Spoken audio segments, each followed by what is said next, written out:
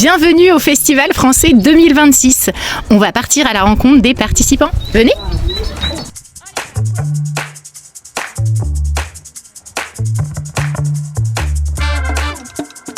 Est-ce que tu accepterais de nous donner un petit tips, quelque chose qui aurait changé avant ta rencontre du bouddhisme et le après? Je crois que grâce aux enseignements que j'ai reçus et aux livres que j'ai lus, puis aux exemples que j'ai vus, je crois que ça me permet de plus me mettre à la place de l'autre quand j'ai des discussions, que ce soit avec ma famille, avec mon chéri, avec des amis. Quand c'est une conversation compliquée ou même pour donner un conseil, la qualité des conversations et des échanges, c'est super enrichissant. Est-ce que tu peux nous dire quelles sont tes impressions par rapport au festival?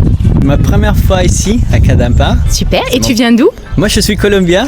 Super, donc tu danses la salsa? Eh oui, moi je te montre, oui. Tu pourrais nous dire un petit peu tes ressentis par rapport au festival? Oui, mes ressentis sont géniaux.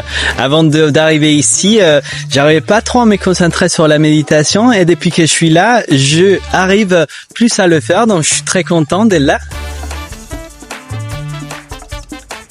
Qu'est-ce que j'ai appris pendant ces 2 jours? Des choses sur moi-même, sur que nos perturbations mentales, qui font qu'on est angoissé, on a peur, ça vient de l'intérieur et non de l'extérieur, et qu'en fait, en maîtrisant notre mental, on arrive à contrôler toutes ces perturbations extérieures et que ça nous permet d'obtenir la paix intérieure. Très heureux, je suis arrivé un petit peu fatigué, je repars rechargé en énergie à bloc. Voilà, et puis des applications très concrètes avec une enseignante de haut niveau qui sait manier l'humour, donc on a bien rigolé aussi, on a surtout eu des clés de compréhension des enseignements de Geshe-la.